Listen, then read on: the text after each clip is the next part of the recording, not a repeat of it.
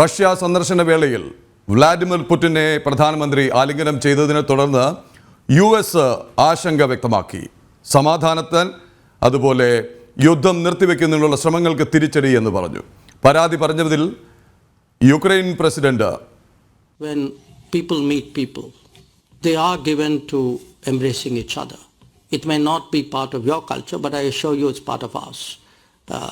So, in fact, today I think I saw the Prime Minister also embrace President Zelensky, and I've seen him do it with a number of other leaders in a number of other places. So I think perhaps we have a slightly cultural a gap here in terms of what these courtesies mean. Volodymyr സെലൻസ്കിയെ ആലിംഗനം ചെയ്ത പ്രധാനമന്ത്രി യുക്രൈനിലെത്തിയപ്പോൾ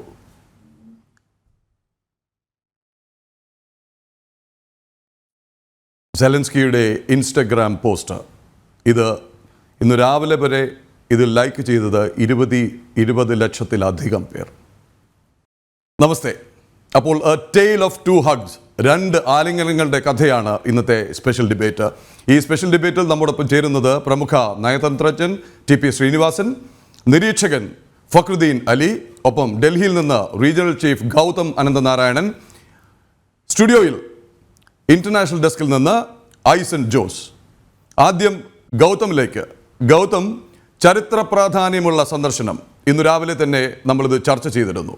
2 ആലിംഗനങ്ങളുടെ കഥ കൂടിയാണ് ഈ പറയുന്നത്. 2 ആലിംഗനങ്ങൾ വഴി ലോകത്തിന് നൽകിയ സന്ദേശം, വിശ്വബന്ധുവാണ് ഭാരതം, വിശ്വസമാധാനമാണ് ഭാരതത്തിൻ്റെ ലക്ഷ്യം എന്നുള്ളത്. പെട്ടെന്ന് എന്താണ് ഈ സന്ദർശനത്തിൻ്റെ പ്രസക്തി എന്ന് ഗൗതം? പ്രദീപിള്ള, 2022 ആദ്യം ആരംഭിച്ച യുദ്ധമാണ് ഇപ്പോഴും ഈ റഷ്യയ്ക്കും യുക്രൈനും ഇടയിൽ തുടർന്നുകൊണ്ടിരിക്കുന്നത്. പലതരത്തിൽ ഈ യുദ്ധം അവസാനിപ്പിക്കുവാനുള്ള ശ്രമങ്ങൾ പല സാഹചര്യങ്ങളിൽ ഉണ്ടായെങ്കിലും അതിപ്പോഴും തുടരുന്നത് നമുക്കറിയാം. ഏതാണ്ട് 2.5 വർഷത്തിനടുത്തേക്ക് ഈ യുദ്ധം എത്തുന്ന ഒരു പശ്ചാത്തലമാണ്. ഇതിനിടയിലാണ് ഭാരതത്തിൻ്റെ പ്രധാനമന്ത്രി നരേന്ദ്രമോദി കഴിഞ്ഞ മാസം ആദ്യം റഷ്യ സന്ദർശിക്കുകയും മോസ്കോയിൽ വ്ളാഡിമിർ പുടിനുമായി അദ്ദേഹം കൂടിക്കാഴ്ച നടത്തി. അതിനുശേഷം ഇന്നലെ യുക്രൈനിൽ അവിടുത്തെ പ്രസിഡന്റ് സെലൻസ്കിയുമായും പ്രധാനമന്ത്രി കൂടിക്കാഴ്ച നടത്തുന്നുണ്ട്. ഈ 2 കൂടിക്കാഴ്ചയെ വളരെ ശ്രദ്ധയോടുകൂടി ലോകം ഉറ്റുനോക്കിയത് ഈ യുദ്ധം അവസാനിപ്പിക്കുവാൻ ഭാരതം ഏതെങ്കിലും രീതിയിലുള്ള ഇനിഷ്യേറ്റീവ് എടുക്കുമോ, അതിനുള്ള ആഹ്വാനം പ്രധാനമന്ത്രി നരേന്ദ്രമോദി നടത്തുമോ എന്നുള്ളതായിരുന്നു. തീർച്ചയായിട്ടും ഈ 2 സ്ഥലങ്ങളിലും, റഷ്യയുടെ തലസ്ഥാനമായ മോസ്കോയിൽ നമുക്കറിയാം കഴിഞ്ഞ മാസം ആദ്യം വ്ളാഡിമിർ പുടിനെ കാണുന്ന സാഹചര്യത്തിൽ അദ്ദേഹം ഈ യുദ്ധം നിർത്തണം, യുദ്ധത്തിൻ്റെ യഥാർത്ഥ ഇരകൾ സാധാരണക്കാരാണ്, പ്രത്യേകിച്ച് കൊച്ചുകുട്ടികളാണ് തുടങ്ങിയ സന്ദേശം അദ്ദേഹം അവിടെ വെച്ച് നൽകുകയുണ്ടായി. യുദ്ധം അവസാനിപ്പിക്കുന്നതിന് എന്ത് സ്റ്റെപ്പുകൾ വേണമെങ്കിലും അതിന് സഹായകമാകുന്ന രീതിയിൽ ഇന്ത്യയുടെ ഭാഗത്ത് നിന്നും സഹായങ്ങൾ ഉണ്ടാകും, അതിന് മുൻകൈ എടുക്കാൻ ഈ രാജ്യം തയ്യാറാണ് എന്നത് സംബന്ധിച്ചുള്ള സന്ദേശം അദ്ദേഹം ആദ്യം റഷ്യൻ പ്രസിഡന്റിന് നൽകുന്നു. അന്ന് നമുക്കറിയാം, അന്ന് യുക്രൈൻ പ്രസിഡന്റ് സെലൻസ്കി ഉൾപ്പെടെയുള്ളവർ പ്രധാനമന്ത്രിയെ വിമർശിച്ച ഒരു സാഹചര്യം ഉണ്ടായിരുന്നു. എന്നാൽ ഏതാണ്ട് കൃത്യം 1 മാസം കഴിയുന്ന ഘട്ടത്തിലാണ് അദ്ദേഹം ആദ്യം പോളണ്ടും അതിനുശേഷം യുക്രൈനും സന്ദർശിക്കുന്നു. ഇവിടെ എത്തിയും അദ്ദേഹം കൃത്യമായി തന്നെ നൽകിയ സന്ദേശം ഈ യുദ്ധം അടിയന്തരമായി തന്നെ അവസാനിപ്പിക്കണം, അതായത് സമാധാനത്തിനാണ് ഭാരതം പ്രാധാന്യം നൽകുന്നത്. എല്ലാ കാലഘട്ടത്തിലും ഈ രാജ്യത്തിൻ്റെ സമീപനം അതുതന്നെയായിരുന്നു. അതിനാൽ ഈ യുദ്ധം അവസാനിപ്പിക്കുവാൻ ഏതൊക്കെ തരത്തിലുള്ള സഹായങ്ങൾ വേണോ അതിന് കൃത്യമായി തന്നെ ഇന്ത്യ എന്ന രാഷ്ട്രം, ലോകത്തിലെ ഏറ്റവും വലിയ ജനാധിപത്യ രാജ്യം, യുക്രൈന് ഒപ്പമുണ്ടാകും. ഒപ്പം യുക്രൈൻ്റെ പരമാധികാരത്തെ ബഹുമാനിക്കുന്ന ഒരു രാജ്യമാണ്. അതിനാൽ ഏത് തരത്തിലും യുദ്ധം അവസാനിപ്പിക്കുവാൻ വേണ്ട നടപടികളിലേക്ക് ഭാരതം കടക്കും, അതിന് ഒരുക്കമാണ് എന്ന കൃത്യമായ സന്ദേശം യുക്രൈനിലും നൽകുന്നുണ്ട്. അപ്പോൾ റഷ്യയിൽ എത്തിയ പ്രധാനമന്ത്രിയെ ആ ഘട്ടത്തിൽ വിമർശിച്ച യുക്രൈനും, ഒപ്പം ഇപ്പോൾ യുക്രൈനിലെത്തി ഇവിടെ സമാധാനത്തിൻ്റെ സന്ദേശം നൽകുന്ന പ്രധാനമന്ത്രിയെ റഷ്യ നിരീക്ഷിക്കുമ്പോഴും കൃത്യമായി ഈ 2 രാജ്യങ്ങൾക്കും മനസ്സിലാക്കാൻ സാധിക്കുന്നു, ഇപ്പോൾ നടന്നുകൊണ്ടിരിക്കുന്ന അതിഭീകരമായ യുദ്ധം അവസാനിപ്പിക്കുക അല്ലെങ്കിൽ അതിനൊരു ഇനിഷ്യേറ്റീവ് എടുക്കുക എന്ന നിലയിലേക്ക് ലോകത്തിലെ തന്നെ ഏറ്റവും വലിയ ജനാധിപത്യ രാഷ്ട്രം എത്തുകയാണ്. കൃത്യമായി ലോകം ആഗ്രഹിച്ച ആ ഒരു സന്ദേശം തന്നെ പ്രധാനമന്ത്രി ഈ 2 രാജ്യങ്ങളുടെയും ഭരണ തലസ്ഥാന കേന്ദ്രത്തിൽ അല്ലെങ്കിൽ ആ രണ്ട് രാജ്യങ്ങളുടെയും ഭരണ തലപ്പത്തിരിക്കുന്ന വ്യക്തികളുമായി കൂടിക്കാഴ്ച നടത്തുമ്പോൾ ആ കൃത്യമായ സമാധാനത്തിന്റെ സന്ദേശം നൽകുവാൻ പ്രധാനമന്ത്രി നരേന്ദ്രമോദിക്ക് സാധിച്ചിട്ടുണ്ട്. അങ്ങനെ വിജയകരമായി ഇപ്പോൾ യുക്രൈൻ സന്ദർശനം പൂർത്തീകരിച്ചുകൊണ്ടാണ് അദ്ദേഹം ഡൽഹിയിലേക്ക് എത്തിക്കൊണ്ടിരിക്കുന്നത്. സ്വാഭാവികമായും ഈ ഒരു യുക്രൈൻ പര്യടനം വലിയ പ്രതീക്ഷ ലോകരാഷ്ട്രങ്ങൾക്ക് ഉണ്ട് എന്ന കാര്യത്തിൽ സംശയമില്ല. കാരണം നേരത്തെ സൂചിപ്പിച്ചിരുന്നു, ഏതാണ്ട് 2.25 വർഷങ്ങൾക്ക് അപ്പുറത്തേക്ക് ഈ യുദ്ധം നടക്കുകയാണ്. യുദ്ധം നടത്തിക്കൊണ്ടിരിക്കുന്ന രാഷ്ട്രങ്ങൾക്ക് പോലും ഇതെങ്ങനെയെങ്കിലും അവസാനിപ്പിക്കണം എന്നൊരു വികാരം അവരുടെ തന്നെ മനസ്സിൽ നിൽക്കുന്ന ഘട്ടത്തിലാണ് ഇത്തരം ഒരു സമാധാനത്തിന്റെ സന്ദേശവുമായി ഈ രണ്ട് രാഷ്ട്രങ്ങളിലും എത്തി യുദ്ധം അവസാനിപ്പിക്കണം എന്ന ഒരു ആഹ്വാനം നൽകിക്കൊണ്ട് പ്രധാനമന്ത്രി എത്തുന്നത്. അതിനാൽ വളരെ പ്രതീക്ഷയോടുകൂടിയാണ് ലോകരാജ്യങ്ങൾ ഈ മോദിയുടെ ഈ ഒരു യുക്രൈൻ സന്ദർശനത്തെ നോക്കിക്കാണുന്നത്. ശരി, നേരെ നിരീക്ഷകനായ ഫക്രുദ്ദീൻ അലിയിലേക്ക്. ഞാൻ ആദ്യം പറഞ്ഞതുപോലെ തന്നെ 2 ആലിംഗനങ്ങളുടെ കഥ. വ്ലാഡിമിർ പുടിനെ ആലിംഗനം ചെയ്തപ്പോൾ US പ്രതിഷേധിച്ചു, ആശങ്ക രേഖപ്പെടുത്തി, യുദ്ധവിരാമത്തിന് ഇത് തടസ്സമാകും എന്ന് പറഞ്ഞു. ഒടുവിൽ ഇതാ സെലൻസ്കിയെ ആലിംഗനം ചെയ്തിരിക്കുന്നു. അന്ന് സെലൻസ്കിയും പ്രതിഷേധിച്ചിരുന്നു. ഇന്നിപ്പോൾ സെലൻസ്കി പറയുന്നത് ഭാരതം മുൻകൈയെടുക്കണം, യുദ്ധം അവസാനിപ്പിക്കാൻ. അവിടെ നിന്നുള്ള MP പറയുന്നു യുദ്ധം അവസാനിപ്പിക്കാൻ ഭാരതത്തിനും പ്രധാനമന്ത്രി നരേന്ദ്രമോദിക്കും മാത്രമേ കഴിയൂ എന്ന്. ഇതിനെല്ലാം പുറമെ ലോക സമാധാന ഉച്ചകോടി ഭാരതത്തിൽ നടക്കണം എന്നുകൂടി സെലൻസ്കി പറഞ്ഞു വയ്ക്കുന്നു. അങ്ങനെ കാണുന്നു ഈ ഡെവലപ്മെന്റ്സ്? നമുക്ക് ഈ ഇന്റർനാഷണൽ വിഷയങ്ങൾ പൊതുവെ അൾട്ടീരിയർ മോട്ടീവ്സ് ഉണ്ടാവാറില്ല. അത് പലപ്പോഴും ഈ UN പീസ് കീപ്പിംഗ് വോയിസിനൊക്കെ നമ്മൾ ആഫ്രിക്കയിലെ കഴിക്കുമ്പോൾ സായിപ്പ് ചോദിച്ചതായിട്ട് റിപ്പോർട്ട് ചെയ്ത് കണ്ടിട്ടുണ്ട്. നിങ്ങൾക്ക് എന്താണ് ഇവിടെ താല്പര്യം? ഇവരൊക്കെ അയക്കുന്ന അവർക്ക് അവിടെ ബിസിനസ് ഇൻട്രസ്റ്റുകളുണ്ട്. സബ്സഹാറൻ ആഫ്രിക്ക ഡയമണ്ട്സും അതുപോലെ സ്വർണ്ണമൊക്കെ കുഴിച്ചെടുക്കണം, അതിന് കുറെ ഭരണകൂടങ്ങൾ അട്ടിമറിക്കണം, അവർക്ക് താല്പര്യമുള്ള ആളുകളെ നിർത്തണം. ഇതിനൊക്കെ വേണ്ടിയിട്ടാണ് ഇവർ അയക്കുന്നത്. നമുക്ക് അവിടെ അങ്ങനെ ഒരു താല്പര്യമില്ല. നമുക്ക് ഇപ്പോഴാണ് അംബാനി അദാനിയെ പോലെയുള്ള മുതലാളിമാർ, അങ്ങനെ ഗ്ലോബൽ റേഞ്ചുള്ള മുതലാളിമാർ, എന്ന് വെച്ചാൽ കുറച്ചും കൂടി ഒരു അംബീഷ്യസ് ആയിട്ടുള്ള മുതലാളിമാരുണ്ടായിരുന്നു. ടാറ്റയും ആ ടൈപ്പ് അല്ലല്ലോ. പക്ഷെ അന്നേ നമ്മൾ അയച്ചുകൊണ്ടിരിക്കുന്നതാണ്. അതിന് കാരണം നമുക്ക് ലോക സമാധാനത്തോട് നമുക്കുള്ള ഒരു കമ്മിറ്റ്മെന്റ് ആണ്.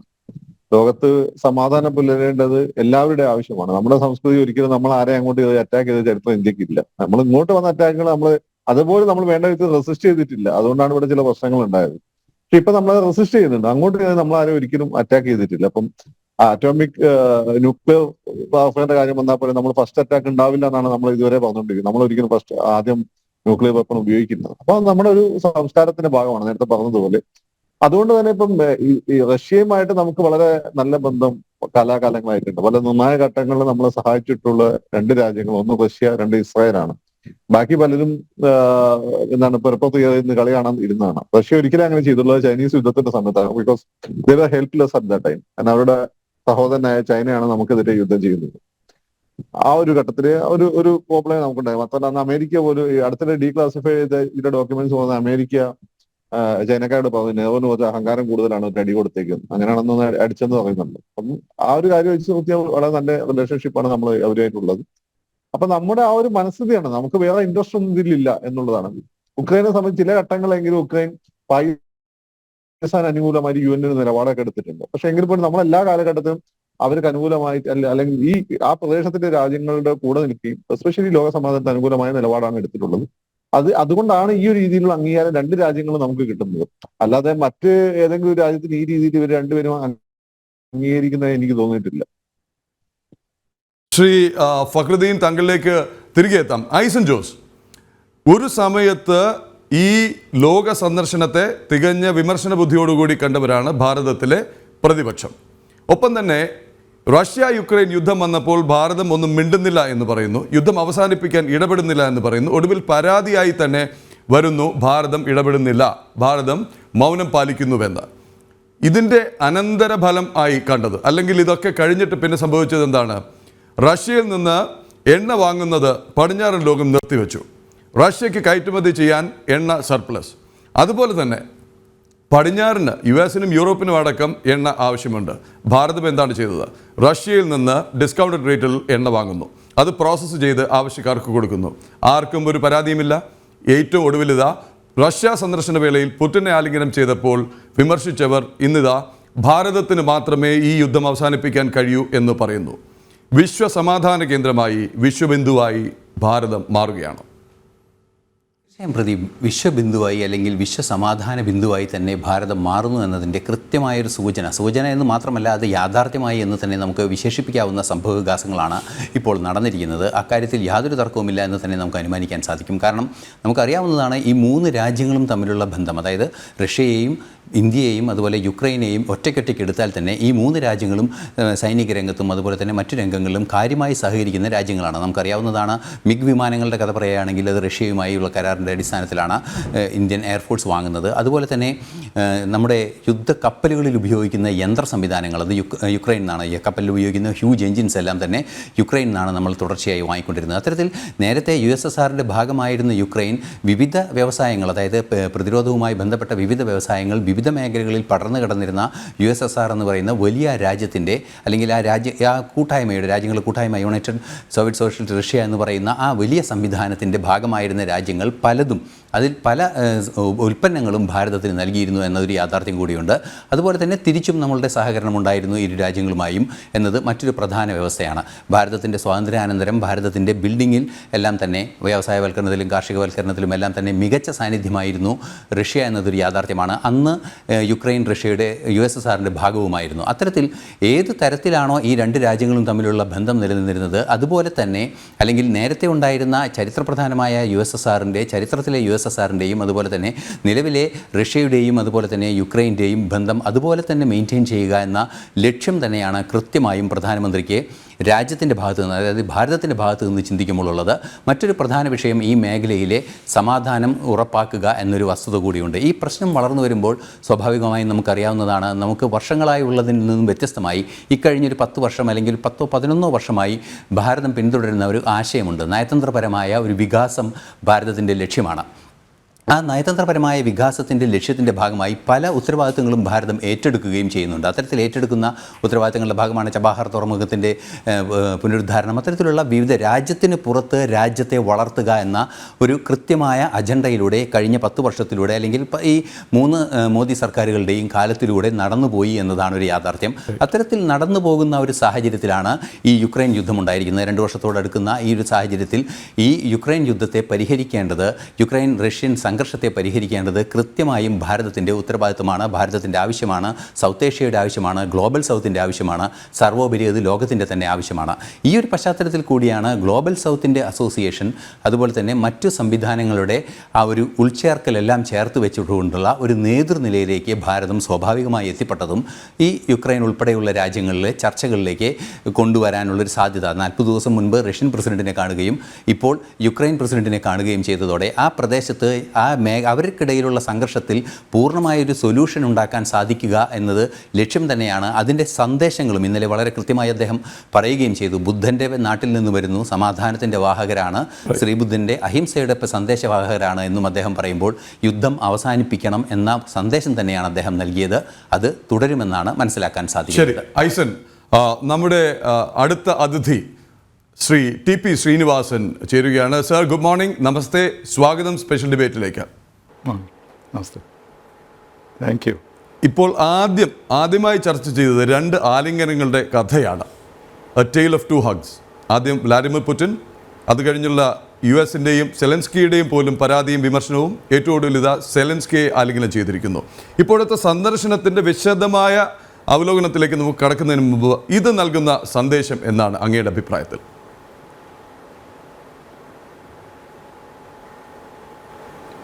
ഇത് തീർച്ചയായും ഇന്ത്യയുടെ ഒരു പഴയ റോൾ തന്നെയാണ്. ഇന്ത്യ ആസ് പീസ് മേക്കർ എന്നുള്ള ഒരു റോളാണ് ഇന്ത്യ സ്വതന്ത്രമായപ്പോൾ തന്നെ നമ്മൾ തുടർന്നിരുന്നത്. അത് ആ കാലഘട്ടത്തിൽ നോൺ അലൈൻമെൻറ്റ്, അതുപോലെ ഡീകോളനൈസേഷൻ, ഡിസാർമമെൻറ്റ് എന്നൊക്കെയുള്ള ജനറലായിട്ടുള്ള ലോകത്തിന് പ്രധാനപ്പെട്ട കാര്യങ്ങളിലാണ് നമ്മൾ ഏർപ്പെട്ടിരുന്നത്. പക്ഷേ അത് മാറിപ്പോയത് 1962 ചൈനീസ് അഗ്രഷൻ കഴിഞ്ഞോടുകൂടിയാണ്. അത് കഴിഞ്ഞപ്പോൾ നമുക്ക് കുറേ കൂടെ റിയലിസ്റ്റിക് ആയിട്ടുള്ള പ്രോബ്ലംസിലേക്ക് വരേണ്ടി വന്നു. പിന്നെ ചൈനയും പാകിസ്ഥാനുമുള്ള പ്രശ്നങ്ങൾ വന്നു, പിന്നെ വേറെ കോൾഡ് വാറിൻ്റെ പ്രശ്നങ്ങൾ വന്നു, പിന്നെ കോൾഡ് വാർ കഴിഞ്ഞു. അപ്പോഴൊക്കെ നമ്മൾ കൂടുതൽ ഉള്ളിലേക്ക് തിരിയുകയായിരുന്നു. നമ്മുടെ നാഷണൽ ഇൻട്രസ്റ്റ് പ്രൊട്ടക്റ്റ് ചെയ്യുക എന്നുള്ള ഒരു മൂഡിലേക്ക് നമ്മൾ മാറി. അപ്പോൾ നമ്മളിപ്പോൾ വീണ്ടും ഒരു തരത്തിൽ പറഞ്ഞാൽ പഴയ റോളിലേക്കാണ് പോകുന്നത്, ഒരു പീസ് മേക്കർ എന്ന നിലയിൽ. പക്ഷേ ഇപ്പോഴത്തെ ലോകസ്ഥിതി വ്യത്യസ്തമാണ്. കാരണം നമ്മളെ ചിലർ ഐഡൻറ്റിഫൈ ചെയ്യുന്നുണ്ട്, നമ്മൾ റഷ്യയോടടുത്താണ് അല്ലെങ്കിൽ അമേരിക്കയോടടുത്താണ്. അങ്ങനെ ഒരു ഗ്രേറ്റ് പവർ പോളിറ്റിക്സിലെ ഒരു പാർട്ടായിട്ട് ഇന്ത്യ മാറിയിരിക്കുകയാണ്. അപ്പോൾ അതിൽ നിന്ന് ഒരു പീസ് മേക്കർ രീതിയിലേക്ക് പോകുന്നത് തീർച്ചയായും നല്ല കാര്യമാണ്. പക്ഷേ അതിൻ്റെ സാധ്യതകൾ എവിടെ വരെ ഉണ്ടെന്ന് ഇപ്പോഴും നമുക്ക് തീർച്ചയില്ല.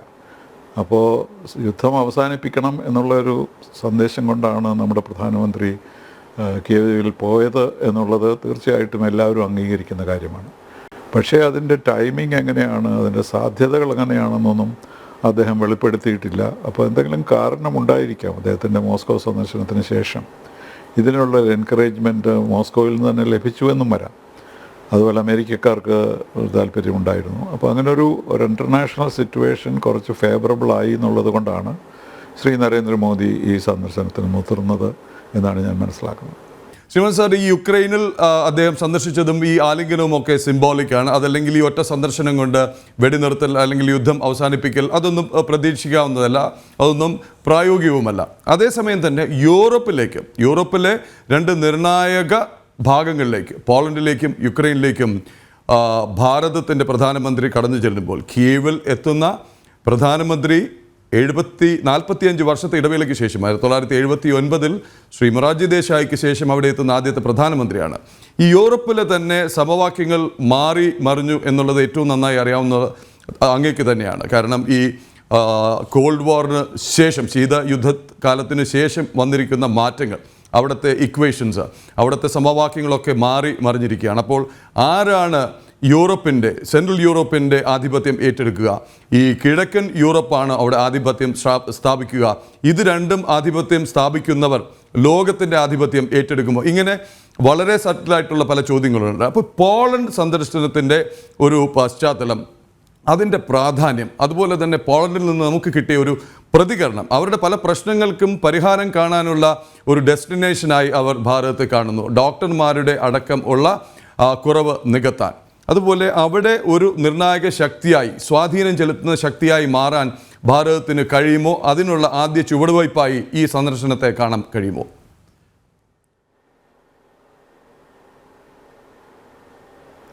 അതിന് വളരെ പലതര വശങ്ങളുണ്ടല്ലോ. നമ്മുടെ ബയലാറ്ററൽ സഹകരണം ഇന്ത്യയുമായിട്ട് പോളണ്ടുമായിട്ടൊക്കെ ഉള്ളത് പണ്ടേ നടക്കുന്നതാണ്, ഇപ്പോഴും തുടർന്നു കൊണ്ടേയിരിക്കുന്നു. അപ്പോൾ ചില മാറ്റങ്ങളൊക്കെ വരുന്നുണ്ടായിരിക്കാം, പക്ഷേ അതൊക്കെ ബയലാറ്ററൽ റിലേഷൻസാണ്. അതിൽ ഇത് വലിയ ഒരു പ്രത്യേകത ഇതിലില്ല. നമുക്ക് താല്പര്യമുള്ള കാര്യങ്ങൾ സാമ്പത്തികമായിട്ടായാലും മറ്റു തരത്തിലായാലും പോളണ്ടുമായിട്ടുള്ള ബന്ധങ്ങളൊക്കെ സ്ഥാപിക്കുക എന്നുള്ളത് ഒരു പ്രധാനപ്പെട്ട കാര്യമാണ്. പക്ഷേ അത് ഇദ്ദേഹത്തിൻ്റെ പ്രധാനമന്ത്രിയുടെ സന്ദർശനത്തിനോട് അത്ര, ഈ അദ്ദേഹത്തിൻ്റെ മെയിൻ മിഷനോട് ഒരുപാടുള്ള, അദ്ദേഹം പോളണ്ടിൽ കൂടെ യാത്ര ചെയ്യാനുള്ള സൗകര്യമുണ്ട്. എല്ലാ ഫോറിൻ വിസിറ്റേഴ്സും ഹെഡ്സ് ഓഫ് സ്റ്റേറ്റൊക്കെ പോളണ്ടിൽ നിന്ന് ട്രെയിനിലാണ് കീവിലേക്ക് പോയിക്കൊണ്ടിരുന്നത്. അപ്പോൾ അതൊരു പ്രധാനപ്പെട്ട കാര്യമായിരുന്നു അദ്ദേഹത്തിൻ്റെ യാത്രയ്ക്ക്.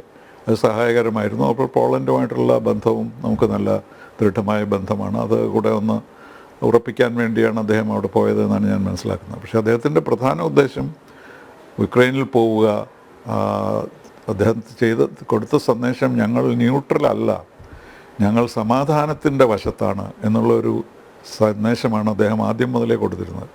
അദ്ദേഹം പുടിനോട് സംസാരിച്ചപ്പോഴും അതിന് വീണ്ടും ഇത്തവണ അദ്ദേഹം കണ്ടപ്പോഴും പബ്ലിക്കായിട്ട് തന്നെ അദ്ദേഹം വീണ്ടും പറയുകയുണ്ടായി, സമാധാനമാണ് നമ്മുടെ ലക്ഷ്യം, ഇതിൽ യുദ്ധത്തിൻ്റെ സമയമല്ല എന്നുള്ളൊരു മെസ്സേജാണ് അത് അദ്ദേഹം കൊടുത്തിരുന്നത്. അതിന് ഒരു റിയാക്ഷൻ നമുക്കുണ്ടായില്ല. കാരണം യുദ്ധത്തിൻ്റെ നടുവിലിരിക്കുമ്പോൾ ആരെങ്കിലും സമാധാനമാണെന്ന് പറയുമ്പോൾ അവർക്ക് വേറെ പലതും പറയാൻ കാണുമായിരിക്കും. അപ്പോൾ അങ്ങനെ ചർച്ചകൾ നീണ്ടു പോവുകയായിരുന്നു. അപ്പോൾ ഇത് ഇപ്പോൾ 2 വർഷം കഴിഞ്ഞിരിക്കുന്നു. അപ്പോൾ ഇത് ഇനിയും തുടർന്ന് കൊണ്ടുപോയാൽ ആ 2 രാജ്യങ്ങൾക്ക് മാത്രമല്ല പ്രശ്നം ഉണ്ടാക്കാൻ പോകുന്നത്, ലോകത്തിന് തന്നെ. വിശേഷിച്ചും നമ്മളിപ്പോൾ ഗ്ലോബൽ സൗത്ത് എന്ന് പറയുന്ന ഒരു വലിയ 142 രാജ്യങ്ങളുടെ വക്താവായി മാറിയിരിക്കുകയുമാണല്ലോ. അപ്പോൾ ആ ലെജിറ്റിമസി, ഇതിൻ്റെ എല്ലാം കൂടെ ഒരു നല്ല ചേർച്ച വന്നതുകൊണ്ടാണ് ഈ സന്ദർശനം നടന്നത്. ഒരു 2 ആഴ്ചയ്ക്ക് മുമ്പ് വരെ പലരും ഇന്ത്യയിലെ പല പഴയ നയതന്ത്ര പ്രതിനിധികളൊക്കെ ഇതിനെ എതിർത്തിരുന്നു. നമ്മളിപ്പോൾ അവിടെ പോകുന്നത് അമേരിക്കയുടെ നിർബന്ധം കൊണ്ടാണ്, അല്ലെങ്കിൽ അമേരിക്കയെ പ്രീണിപ്പിക്കാനാണ് എന്നൊക്കെ പബ്ലിക് ഡിസ്കഷൻ. സാധാരണ പ്രധാനമന്ത്രി പുറത്ത് പോകുമ്പോൾ അതിന് മുമ്പ് പബ്ലിക് ഡിസ്കഷൻ ഉണ്ടാകാറില്ല. ഇത്തവണ പലതരത്തിൽ നിന്നും ഇത് പോകരുതെന്നും പോകണമെന്നുള്ള അഭിപ്രായങ്ങൾ മീഡിയയിൽ ധാരാളം ഉണ്ടായിക്കൊണ്ടിരുന്നു. പക്ഷേ അവർക്കൊന്നും അറിയാത്ത പല കാര്യങ്ങളും പ്രധാനമന്ത്രിക്ക് അറിയാമെന്നുള്ളത് കൊണ്ടാണ് അദ്ദേഹം ഇക്കാര്യത്തിൽ ഒരു ശക്തമായ ഒരു ബോൾഡായിട്ടുള്ള ഒരു സ്റ്റെപ്പ് തന്നെ എടുത്തത്. അതിൻ്റെ ഫലങ്ങൾ എന്താണെന്ന് നമ്മളിനി വരാൻ പോകുമ്പോഴേ അറിയുകയുള്ളൂ. പക്ഷേ ഒരു സന്ദർശനം, ഈ സമയത്തുള്ള ഒരു സന്ദർശനം എന്ന നിലയിൽ അത് വളരെ വിജയകരമായിരുന്നു. വളരെ പല കാര്യങ്ങളിലും ഇന്ത്യക്കും യുക്രൈനും സഹകരിക്കാനുള്ള സാധ്യതകളുണ്ട്. ഹ്യൂമാനിറ്റേറിയൻ അസിസ്റ്റൻസ് ഉണ്ട്, കൾച്ചറൽ റിലേഷൻസ് ഉണ്ട്, നമ്മുടെ വിദ്യാർത്ഥികൾ അവിടെയുണ്ട്. അപ്പോൾ ഇതെല്ലാം കൂടിയുള്ള ഒരു ചർച്ചയാണ് നടന്നത്. പക്ഷേ യുദ്ധം അവസാനിച്ചാലായിരിക്കും, അല്ലെങ്കിൽ യുദ്ധം അവസാനത്തിലേക്കുള്ള ഒരു മാറ്റം ഇത് സൃഷ്ടിച്ചാലായിരിക്കും ഇതിൻ്റെ വിജയം എന്താണെന്ന് ലോകം അംഗീകരിക്കുക. പക്ഷെ നമ്മളെ സംബന്ധിച്ചിടത്തോളം നമ്മൾ ചെയ്യേണ്ടത് ചെയ്തു എന്ന് മാത്രം ആണ് നമ്മൾ സന്തോഷിക്കാനുള്ളത്. എന്ത് സംഭവിക്കുന്നു എന്നുള്ളതിൽ പലതരത്തിലുള്ള കാര്യങ്ങളും പല രാജ്യങ്ങളും ഇൻവോൾവാണ്. പക്ഷേ അതിൻ്റെ ഒരു തുടക്കം കുറിച്ചാലായിരിക്കും ഒരുപക്ഷെ ഈ സന്ദർശനത്തിന് വിജയമായി ലോകം മുഴുവൻ കണക്കാക്കുക. ശരി, സാറിലേക്ക് വരാം. ശ്രീ ഫഖ്റുദ്ദീൻ അലി, ഭാരതം കഴിഞ്ഞ പല പതിറ്റാണ്ടുകൾ, സ്വാതന്ത്ര്യത്തിന് ശേഷമുള്ള പല പതിറ്റാണ്ടുകളിൽ ഭാരതത്തിൻ്റെ യൂറോപ്പ് ബന്ധം എന്ന് ആ 4 രാജ്യങ്ങളിൽ ഒതുങ്ങി നിന്നിരുന്നു. Britain, UK, Germany, France. അതിനപ്പുറത്തേക്ക് ഇപ്പോൾ റീച്ച് ഔട്ട് ചെയ്യുകയാണ് ചെറിയ ചെറിയ രാജ്യങ്ങളിലേക്ക്, അതല്ലെങ്കിൽ അതുവരെ പരിഗണനാ പട്ടികയിൽ ഇല്ലായിരുന്ന രാജ്യങ്ങളിലേക്ക് ഒക്കെ ഭാരതം കടന്നു ചെല്ലുന്നു. ഈ കഴിഞ്ഞ 2 മോദി സർക്കാരിൻ്റെ കാലത്ത് ഭാരതത്തിൻ്റെ രാഷ്ട്രത്തലവനും വിദേശകാര്യമന്ത്രിയും പല വട്ടമാണ് വിവിധ യൂറോപ്യൻ രാഷ്ട്രങ്ങൾ സന്ദർശിച്ചത്. അതുപോലെ തന്നെയാണ് വ്യാപാര ബന്ധങ്ങൾ ഉണ്ടായിരിക്കുന്ന മാറ്റവും. ഈ പശ്ചാത്തലത്തിൽ ഈ പോളണ്ട്, യുക്രൈനിലേക്ക് സ്പെസിഫിക് ആയിട്ട് ഒന്നുകൂടി കടന്നു വരാം. പക്ഷേ ഈ പോളണ്ട് സന്ദർശനം ഭാരതത്തിൻ്റെ ഒരു സമീപനം, അതല്ലെങ്കിൽ സ്ട്രാറ്റജി മാറുന്നതിൻ്റെ കൂടി സൂചനയാണോ? അല്ല, ഇന്ത്യയെ സംബന്ധിച്ചിടത്തോളം ഈ ഒരു വിഷയത്തില് അവര് സോവിയറ്റ് റഷ്യയും മുമ്പേ നല്ല ബന്ധമുണ്ടായിരുന്നു. സോവിയറ്റ് സാറ്റലൈറ്റ് സ്റ്റേറ്റുകളായിട്ട് നമുക്ക് നല്ല ബന്ധമായിരുന്നു. അപ്പുറത്തുള്ള ക്യാപിറ്റലിസ്റ്റ് സ്റ്റേറ്റുകളാണ് നിങ്ങൾ ഈ പറഞ്ഞിട്ടുള്ള ഈ 4 പ്രധാനപ്പെട്ട രാജ്യങ്ങളുമായിട്ട് ക്ലോസ് റിലേഷൻഷിപ്പ് ഉണ്ട്. എങ്കിൽ പോലും മറ്റ് അവിടെയുള്ള ചെറിയ ചെറിയ രാജ്യങ്ങളൊക്കെ ആയിട്ട് ഇന്ത്യ, എസ്പെഷ്യലി രാജീവ് ഗാന്ധിയുടെ കാലഘട്ടത്തിലൊക്കെ വളരെ നല്ല ബന്ധം പുലർത്തിയിരുന്നതാണ്. ഇന്ദിരാഗാന്ധിയുടെ ആത്മകഥയിൽ എവിടെ സ്ഥലത്ത് പോയിട്ട് അവിടെ ലോക്കൽ വീഞ്ഞ് ഉണ്ടാക്കി ഇന്ദിരാഗാന്ധി അത് കുടിച്ച കാര്യമൊക്കെ അലക്സാണ്ടർ, അതായത് പ്രൈവറ്റ് സെക്രട്ടറി അലക്സാണ്ടർ എഴുതി ഞാൻ വായിച്ചിട്ടുണ്ട്. പിന്നെ അതുപോലെ തന്നെ രാജീവ് ഗാന്ധിയുടെ കാലഘട്ടത്തിലാണെങ്കിൽ ചൈനയിൽ അദ്ദേഹം വിസിറ്റ് ചെയ്യുന്നുണ്ടായി, കൊറിയയിൽ അദ്ദേഹം വിസിറ്റ് ചെയ്യുന്നുണ്ടായി, നരസിംഹ റാവു, ഇവരെല്ലാം ആ രീതിയിൽ ഒരു ബന്ധം നമുക്കുണ്ട്. ഇന്ത്യ ആ രീതിയിൽ എപ്പോഴും ഒരു മറ്റു രാജ്യങ്ങളുമായിട്ട്, അതായത് ക്യാപിറ്റലിസ്റ്റ് നാഷണൽസ്, സോഷ്യലിസ്റ്റ് നാഷണൽസ്, അവരായിട്ട് ബന്ധം എപ്പോഴും കീപ്പ് ചെയ്യാൻ നമ്മൾ ശ്രമിച്ചിരുന്നു. നമ്മളുടെ വെച്ചാൽ ആരുടെ സൈഡല്ല എന്ന് റഷ്യയോട് ചെറിയൊരു സോഫ്റ്റ് കോർണർ ഉണ്ടെങ്കിൽ പോലും, എസ്പെഷ്യലി ആഫ്റ്റർ ഇന്ദിരാഗാന്ധി, വിത്ത് ഇന്ദിരാഗാന്ധി. അപ്പം നമ്മൾ ഇവരെല്ലാവരുമായിട്ടൊരു നല്ല ബന്ധം എപ്പോഴും നിലനിർത്താൻ ശ്രമിച്ചു. അത് നമ്മളെ ഒരു കൾച്ചറിന്റെ ഭാഗം കൂടിയാണ്. കാരണം നമ്മളിപ്പോ ഈ കോൺഫ്ലിക്റ്റ് ഒന്നും ഭാഗമായി നമ്മൾ ഇഷ്ടപ്പെടുന്നില്ല. പക്ഷെ നമ്മൾ പലപ്പോഴും ഇതിലേക്ക് ഡ്രാഗ് ചെയ്യപ്പെട്ടിട്ടുണ്ട് എന്നുള്ള സത്യമാണ്. മോഡിയുടെ ഏറ്റവും വലിയ കോൺട്രിബ്യൂഷൻ ഈ ആഫ്രിക്കൻ രാജ്യങ്ങൾ അദ്ദേഹം നടത്തിയ റീച്ച് ഔട്ടാണ്. അതിന് പല കാരണങ്ങളുണ്ട്. ആഫ്രിക്കൻ രാജ്യങ്ങൾ ഏറ്റവും കൂടുതൽ ഇൻവെസ്റ്റ്മെന്റ് ഉണ്ടായിരുന്നത് യൂറോപ്യൻ രാജ്യങ്ങൾക്ക്, പിന്നെ ഇസ്രായേലിനും ചൈനയ്ക്കും ആയിരുന്നു. ഇപ്പൊ നമ്മുടെ ബിസിനസ്സുകാർക്ക് അവിടെ നല്ല ഇൻവെസ്റ്റ്മെന്റ്, നമ്മുടെ ഡയസ്പോറ വളരെ പവർഫുൾ ആയി. മുമ്പ് നമ്മുടെ ഗവൺമെന്റിന് നമ്മുടെ ഡയസ്പോറയ്ക്ക് വലിയ സപ്പോർട്ട് കിട്ടിയിരുന്നില്ല. മോഡി ലോകത്തെല്ലായിടത്തും നമ്മുടെ ഡയസ്പോറനെ വളരെ നല്ല രീതിയിൽ അദ്ദേഹം പരിപാലിക്കുന്നുണ്ട്, അവരെ എൻകറേജ് ചെയ്യുന്നുണ്ട്. അതിന്റെ ഭാഗമായിട്ട് ആഫ്രിക്കയിലാന്ന് തോന്നുമെങ്കിൽ അദ്ദേഹം ഏറ്റവും കൂടുതൽ ആ അർത്ഥത്തൊക്കെ ഇന്നോവേറ്റീവ് ആയിട്ടുള്ള മൂവ്സ് നടത്തിയിട്ടുള്ളത്. ബാക്കിയെല്ലാം തന്നെ ഹിസ്റ്റോറിക്കൽ ആയിട്ടുള്ള ഒരു മൂവ്മെന്റിന്റെ ഒരു തുടർച്ചയായി ആണ് എന്നുള്ളതാണ്. പിന്നെ ഈ യുക്രൈൻ യുദ്ധത്തിലേക്ക് വന്നത് റഷ്യ ഒരിക്കലും അവിടെ ഒരു ഫുൾ സ്കെയിൽ ആഗ്രഹിച്ചിരുന്നില്ല. റഷ്യയെ സംബന്ധിച്ചിടത്തോളം അവിടെ ലിമിറ്റഡ് ആയിട്ടുള്ള അവരുടെ ആവശ്യം, നാറ്റോയിൽ ചേരുന്നതെന്ന് ഉക്രൈനെ തടയുക. റഷ്യൻ ഭാഷ സംസാരിക്കുന്ന റഷ്യൻ വംശജ ആളുകളുണ്ട്, അവർ ചില പ്രശ്നങ്ങൾ അത് പരിഹരിക്കണം, അവർക്ക് ഓട്ടോണമി കൂടുതൽ നൽകണം, അല്ലെങ്കിൽ പറ്റുമെങ്കിൽ റഷ്യയുടെ ഭാഗമാക്കി മാറ്റണം എന്ന രീതിയിലേക്കുള്ള ലിമിറ്റഡ് ഭാഗം അവർ ഉദ്ദേശിക്കുന്നുള്ളൂ. അല്ലെങ്കിൽ റഷ്യയുടെ കയ്യിലുള്ള ഇന്നിപ്പോ നമ്മൾ പറയും ഔട്ട്ഡേറ്റഡ് ആയിട്ടുള്ള ആംസ് ആൻഡ് അമ്യൂണിഷൻസ് അവരുടെ, അതങ്ങനെയൊന്നല്ല. ഉക്രൈനെ സംബന്ധിച്ചിടത്തോളം അവരുടെ 4-1 ശേഷി ഉപയോഗിച്ചത് ഉക്രൈൻ ഫിനിഷ്ഡാണ്. അത് നമ്മൾ ശ്രമിച്ചിട്ടില്ല. അടുത്തിടെ റഷ്യൻ ഗവൺമെന്റായിട്ട് വന്ന പ്രധാനപ്പെട്ട ഒരാളായിട്ട് ഞാൻ ഈ വിഷയത്തിൽ സംസാരിക്കുകയും ചെയ്തിരുന്നു. അപ്പൊ അദ്ദേഹം പറഞ്ഞ ആ രീതിയിൽ ഒരു വലിയ യുദ്ധം അവർക്ക് വേണ്ട, അവരെ സംബന്ധിച്ച് സമാധാനം തന്നെ ഇവിടെ വേണ്ടത്. പക്ഷെ സെലൻസ്കിയെ സംബന്ധിച്ചിടത്തോളം അദ്ദേഹം സമാധാന ചർച്ചയ്ക്ക് അദ്ദേഹം തയ്യാറായിരുന്നില്ല. അതാണ് ഏറ്റവും വലിയ പ്രശ്നം. Russia was always willing to discuss, പക്ഷെ അവര് തയ്യാറായിരുന്നില്ല. അപ്പൊ പ്രോബ്ലം എന്താണെന്ന് വെച്ചാൽ ഇപ്പൊ ട്രംപ് അടുത്തിടെ പ്രസ്താവന നടത്തുന്നത്, ട്രംപ് അവിടെ വന്നു കഴിഞ്ഞാൽ റഷ്യക്ക് അനുകൂലമാവും എന്നുള്ള ഫീല് വരുന്നതോടുകൂടി സെലൻസ്കി നിലപാട് മാറ്റി. ഈ നിലപാട് മാറ്റി ഈ ഒരു സന്ദർഭത്തിലാണ് റഷ്യയിൽ നമ്മുടെ പ്രധാനമന്ത്രി പോകുന്നത്. അപ്പം അവിടെ കൾച്ചറൽ അഫിനിറ്റി കൊണ്ടാണ്, അല്ലെങ്കിൽ നമ്മുടെ കൾച്ചറൽ ആയിട്ടുള്ള ഒരു സിഗ്നലാണ് നമ്മൾ ഹഗ് ചെയ്തതെന്നൊക്കെ പറയാമെങ്കിലും അത് വെസ്റ്റേൺ കൺട്രീസ് ഞാൻ മനസ്സിലായി വളരെ നെഗറ്റീവായ രീതിയിലാണ് അമേരിക്കയൊക്കെ എടുത്തിരുന്നത്. കാരണം നമ്മൾ അവരെ ഫ്രണ്ട് ആയിരിക്കുന്ന സമയത്ത് എനിക്കൊന്നൊരു മെസ്സേജും അവർ കൊടുത്തിരുന്നു, അതായത് എല്ലാവരുടെയും ഫ്രണ്ട്സായി നിൽക്കാൻ പറ്റില്ല എന്നുള്ളത്. പക്ഷെ നമുക്കതിൽ കൃത്യമായ നിലപാടുണ്ടായിരുന്നു. അവരെ തെറ്റിദ്ധരിച്ചാണ് നമ്മളിപ്പോഴത്തെ ഇദ്ദേഹത്തെ ഹഗ് ചെയ്യാൻ, ഈ പ്രശ്നം പരിഹരിക്കാൻ നമ്മൾ തയ്യാറാണ്. ആ മെസ്സേജാണ് രണ്ടാമത്തെ ഘട്ടത്തിൽ ശക്തമായി കൊടുത്തത്. അതോടുകൂടി അമേരിക്കക്കാർക്കും അല്ലെങ്കിൽ വെസ്റ്റേൺ വേൾഡിലും ഉണ്ടായിട്ടുള്ള ഈ ഒരു അപ്രിഹെൻഷൻ മാറി എന്ന് ഞാൻ വിചാരിക്കുന്നത്. അപ്പൊ ഇത് വളരെ സ്ട്രാറ്റജിക്കലായിട്ടുള്ള ഒരു മൂവാണ്. ഈ മൂവിന്റെ പിന്നിൽ പല കാരണങ്ങളുണ്ട്. അതിൽ ഒന്ന് ഹിസ്റ്റോറിക്കലായിട്ടുള്ള കാരണം വെച്ചാൽ നമ്മുടെ കണ്ടിന്യൂസ് ആയിട്ട് നമ്മൾ ഇപ്പൊ സമാധാനത്തിന് വേണ്ടി നിലകൊള്ളുന്ന ഒരു രാജ്യമാണ്. ഇന്റർനാഷണൽ വിഷയങ്ങൾ ആ രീതിയിൽ നമ്മൾ ആദ്യകാലം തൊട്ടേ ഇടപെട്ടിരുന്നു. അപ്പൊ മോഡിയുടെ അണ്ടറിൽ ഇന്ത്യനെ ഒരു ജഗത് ആക്കി മാറ്റുക എന്നുള്ള RSSന്റെ അജണ്ട ഉണ്ട്. അത് അദ്ദേഹം വളരെ കൃത്യമായിട്ട് ആ രീതിയിൽ അദ്ദേഹം ഇംപ്ലിമെന്റ് ചെയ്യുന്നുമുണ്ട്. മുമ്പ് ആരും ആ രീതിയിൽ പോയിരുന്നില്ല. നമ്മൾ ഫ്രണ്ടായി നിൽക്കുക എന്നുള്ളതായിരുന്നു. നമുക്ക് ലോകത്തിൽ ഒരുപാട് കാര്യങ്ങൾ, മറ്റു രാജ്യങ്ങളില്ലാത്ത ഒരുപാട് കാര്യങ്ങൾ നമുക്ക് ലോകത്തിന് പഠിപ്പിച്ചു കൊടുക്കാനുണ്ട്. അത് ആ രീതിയിൽ ആരും പുഷ് ചെയ്തിരുന്നില്ല. മോഡി ആ രീതിയിൽ അത് പുഷ് ചെയ്യുന്നുണ്ട്. അപ്പം ഇതിന്റെയൊക്കെ ഒരു എന്താ പറയാ ഒരു ഔട്ട്കം എന്ന രീതിയിലാണ് ഞാൻ ഈ ഒരു 2 വിസിറ്റും അതിന്റെ ഇപ്പൊ സോഫാർ ഉണ്ടായിട്ടുള്ള വിജയവും ഞാൻ വിലയിരുത്തുന്നു. ശരി, ശ്രീ ഫഖ്റുദ്ദീൻ താങ്കളിലേക്ക് തിരികെ എത്താം. ശ്രീനിവാസൻ സാർ, ഇത് വളരെ രസകരമായ ഒരു സംഗതിയാണ്. അങ്ങ് നമ്മുടെ വിദേശമന്ത്രി ജയശങ്കറിൻ്റെ ഒരു പ്രതികരണം കണ്ടു എന്ന് കരുതുന്നു. BBC ലേഖകൻ്റെ ചാട്ടുളി പോലെ എന്ന് അദ്ദേഹം ഉദ്ദേശിച്ചൊരു ചോദ്യത്തിന് അദ്ദേഹം നൽകിയ മറുപടി, അതേക്കുറിച്ച് കൂടിയാണ് ഇപ്പോൾ ശ്രീ ഫഖ്റുദ്ദീൻ അലി പരാമർശിച്ചത്. എന്തിനാണ് പുടിനെ ആലിംഗനം ചെയ്തത് എന്നായിരുന്നു BBC ലേഖകൻ്റെ ചോദ്യം. അതിന് അദ്ദേഹം വളരെ പെട്ടെന്ന് അദ്ദേഹത്തിൻ്റെ പതിവ് ശൈലിയിൽ നൽകിയ മറുപടി, അത് നമ്മൾ തമ്മിലുള്ള സംസ്കാരങ്ങളുടെ വ്യത്യാസമാണ്. ഞങ്ങളുടെ സംസ്കാരത്തിൽ നമുക്കൊരു അതിഥി വന്നാൽ അല്ലെങ്കിൽ ഒരു സുഹൃത്തിനെ കണ്ടാൽ ആശ്ലേഷിക്കും, അതാണ് നമ്മുടെ സംസ്കാരം. നിങ്ങളുടെ സംസ്കാരത്തിൽ അതില്ലാത്തത് കൊണ്ടാണ് ഒരുപക്ഷെ ഈ ചോദ്യം തന്നെ ഉയരുന്നതെന്നാണ് അദ്ദേഹം പറഞ്ഞത്. ആലിംഗനത്തിനപ്പുറം ഇപ്പോൾ ഫഖ്റുദ്ദീൻ അലി ചൂണ്ടിക്കാട്ടിയതുപോലെ തന്നെ വ്ളാഡിമിർ പുടിനെ ആലിംഗനം ചെയ്തപ്പോൾ അത് ആകെ US തെറ്റിദ്ധരിച്ചു, സെലൻസ്കി പോലും. ഇന്നിപ്പോൾ സെലൻസ്കി ആലിംഗനം ചെയ്ത് കഴിഞ്ഞപ്പോൾ എല്ലാവരും അത് സ്വാഗതം ചെയ്യുന്നു. 2 ആലിംഗനങ്ങൾ കൊണ്ട് ഒരു യുദ്ധം അവസാനിക്കും എന്നുള്ള തെറ്റിദ്ധാരണയൊന്നും വേണ്ട. കാരണം ഒരു പക്ഷേ ഈ ഫഖ്റുദ്ദീൻ അലി പറഞ്ഞതുപോലെ തന്നെ റഷ്യയും യുക്രൈനും US തെരഞ്ഞെടുപ്പ് ഫലത്തെ കാത്തിരിക്കുകയാണ്. US തെരഞ്ഞെടുപ്പിൽ ഡൊണാൾഡ് ട്രംപിന് മുൻതൂക്കം ലഭിക്കുന്നു എന്നുള്ള ചില പോൾ റിസൾട്ട്സ് വന്നപ്പോഴായിരിക്കാം ഒരു പക്ഷേ സെലൻസ്കി അയഞ്ഞത്. അതല്ലെങ്കിൽ നേറ്റോ അംഗത്വത്തിലൂടെ ആ ശക്തികളെ മുഴുവൻ റഷ്യക്കെതിരെ അണിനിരത്താം എന്നുള്ളൊരു ധാരണ അദ്ദേഹത്തിനുണ്ടായിരുന്നെങ്കിൽ ഇപ്പോൾ അതിനൊരു സംശയം വന്നിരിക്കുന്നു. ട്രംപ് വന്നു കഴിഞ്ഞാൽ ട്രംപും പുടിനും കൈകോർത്ത് നിൽക്കും എന്നുള്ള ഒരു സൂചന കാരണം. ഈ പശ്ചാത്തലത്തിൽ കൂടി വേണമോ യുക്രൈൻ പ്രതികരണത്തെ നാം കാണാൻ?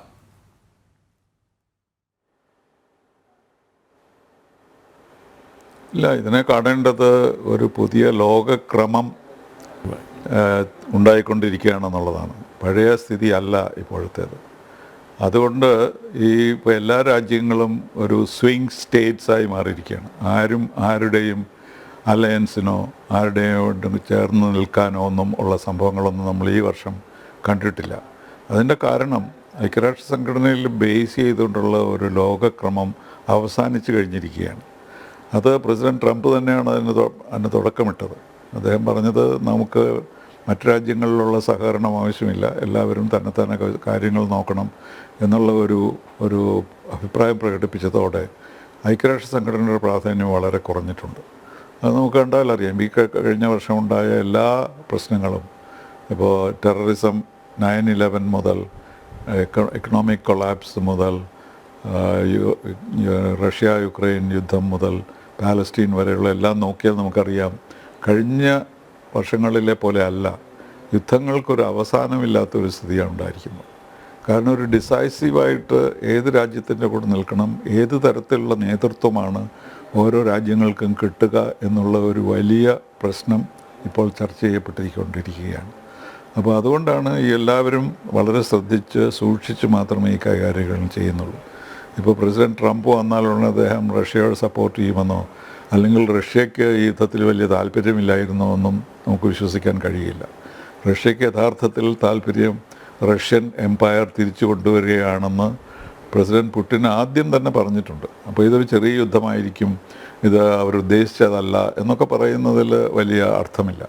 കാരണം അദ്ദേഹം തുടങ്ങി വെച്ചത് അതിനെതിരായിട്ട് നേറ്റോ ഇത്രയധികം ശക്തമായി വരുമെന്ന് അദ്ദേഹം ഒരുപക്ഷെ പ്രതീക്ഷിച്ചില്ലായിരിക്കാം.